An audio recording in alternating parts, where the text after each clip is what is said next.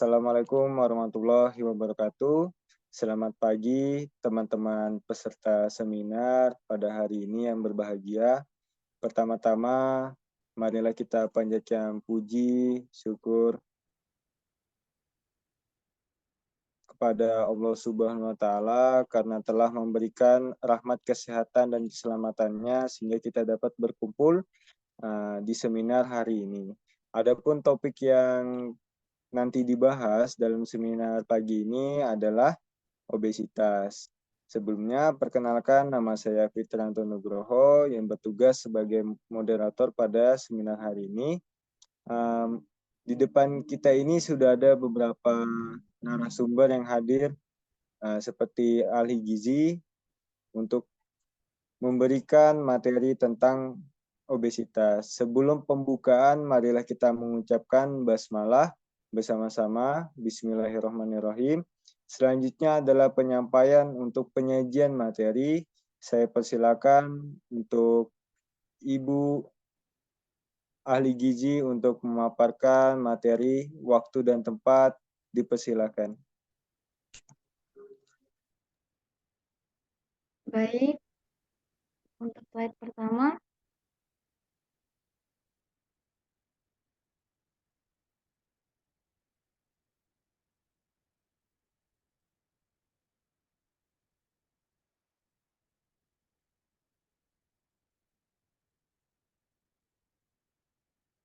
baik untuk pengertian obesitas sendiri, obesitas merupakan suatu keadaan di mana berat badan seseorang melebihi dari standar kesehatan yang telah ditentukan.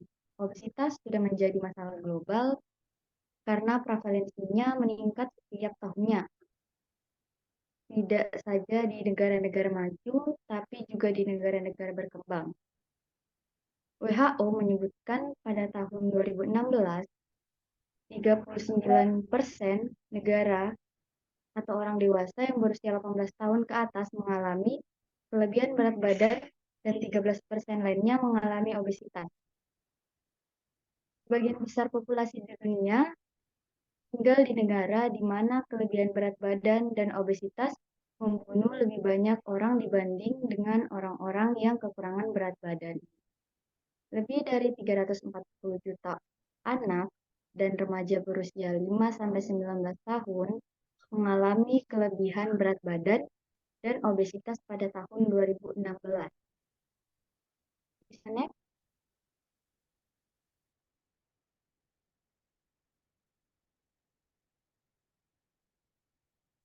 Nah, untuk penyebab obesitas sendiri, yaitu ada jadwal makan tidak teratur, makan tinggi lemak, lelah, dan garam secara berlebihan. Selanjutnya ada kurang makan buah dan sayur, sering mengambil makanan yang tidak sehat, tidak sarapan, menambah pola makan siang atau malam, pengolahan makanan menggunakan minyak, santan, atau bahan makanan lainnya. Nah, slide selanjutnya boleh.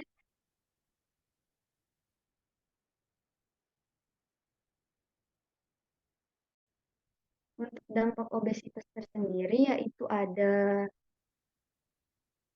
satu, mempercepat proses penuaan, yang kedua mengganggu kecerdasan, yang ketiga resistensi insulin,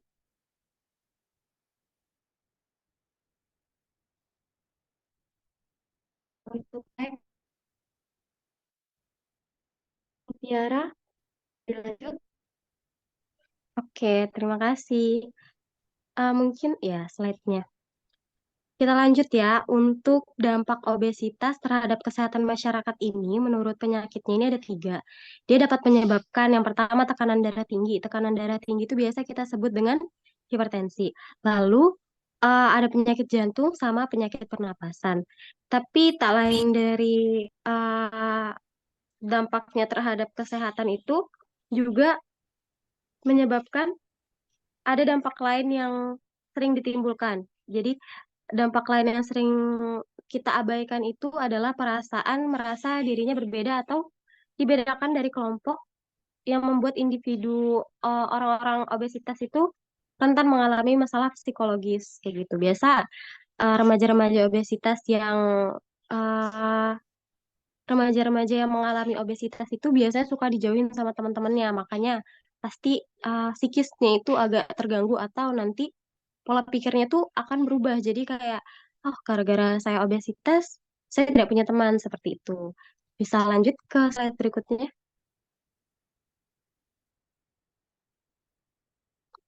Nah, yang selanjutnya ini ada dampak sosial. Di sini kan tertulis untuk dampak sosialnya itu ada menurunkan kualitas kehidupan. Nah, apa sih maksudnya menurunkan kualitas kehidupan? Jadi di sini penderita obesitas ini dapat menyebabkan apa ya, kayak turunnya produktivitas individu dan uh, meningkatkan tingginya biaya asuransi atau biaya kesehatan di suatu negara. Terus penurunan kualitas kehidupan ini dapat terjadi pada usia-usia produktif yang diperlukan oleh keluarga, masyarakat, negara untuk berbagai aktivitas produktif. Seperti itu. Lanjut.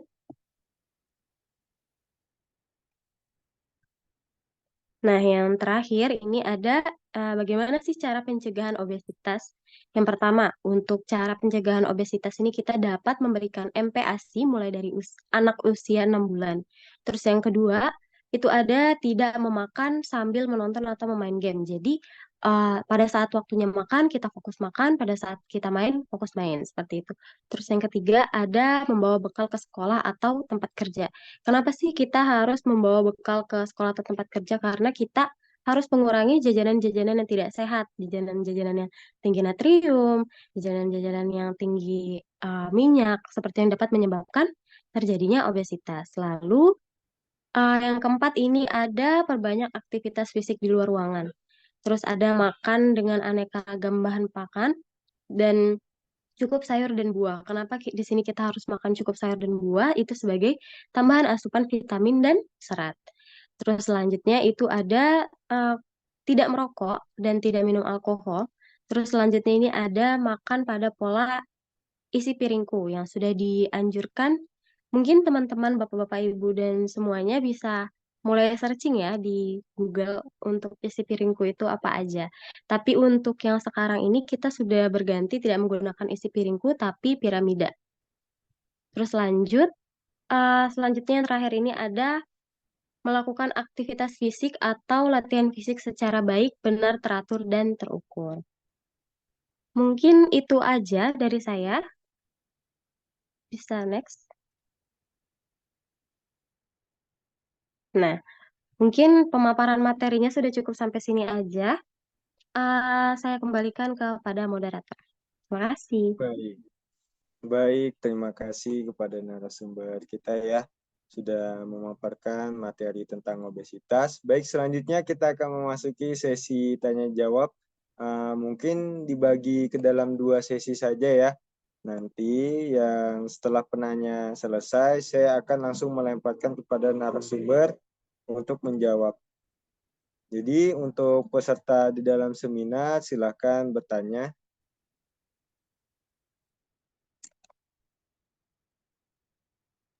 Permisi, saya izin bertanya.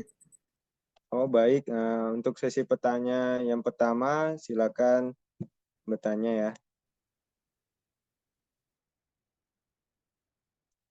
Baik, terima kasih atas kesempatannya. Di sini saya ingin bertanya, apakah obesitas itu dapat diobati dan bagaimana cara mengobati obesitas? Mungkin itu saja pertanyaan saya. Terima kasih. Baik, pertanyaannya sangat baik ya, sangat bagus. Selanjutnya saya akan melemparkan untuk jawabannya kepada narasumber dipersilakan. Baik, untuk pertanyaannya saya jawab ya. Pengobatan obesitas sendiri tergantung pada tingkat keparahannya dan kondisi kesehatan individunya masing-masing. Tapi untuk perubahan gaya hidup itu bisa dilakukan dalam pengobatan obesitas itu merubah gaya hidup, mencakup diet, bisa dengan olahraga, terus itu dengan manajemen stres, bisa pola makannya diatur, Mungkin jam makannya atau porsi makannya bisa diatur ya, Ibu. Oh, baik. Itulah jawaban dari narasumber kita. Sudah cukup jelas ya?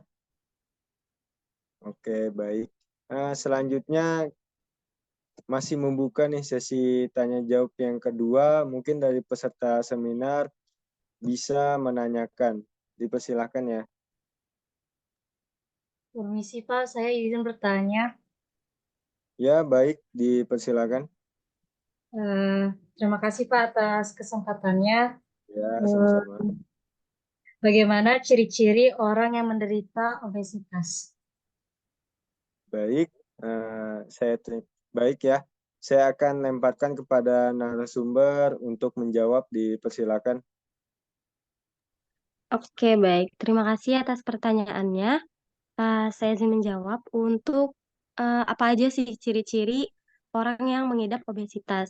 Pertama, kita dapat melihat dari nilai indeks massa tubuhnya. Indeks massa tubuh itu apa? Jadi indeks massa tubuh itu kita menghitung dan membandingkan dari segi berat badan dan tinggi badannya. Nanti kita hitung. Nanti kalau misalnya dia ternyata lebih dari 25 itu bisa dikatakan sebagai penderita obesitas. Lalu yang kedua itu ada lingkar perut. Itu kita mengukur lingkar perutnya. Yang ketiga itu tidak mendengkur saat tidur. Yang keempat ini biasanya orang yang obesitas ini memiliki masalah GERD.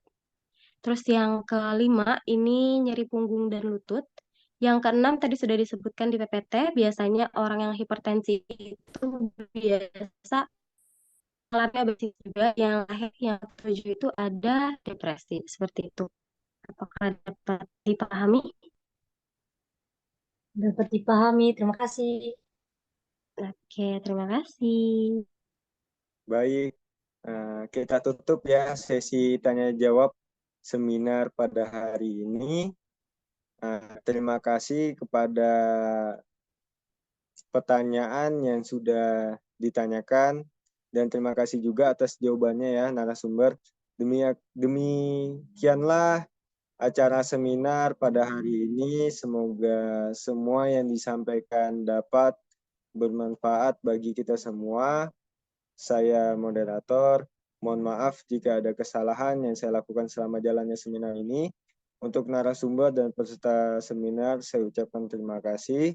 Saya tutup. Wassalamualaikum warahmatullahi wabarakatuh.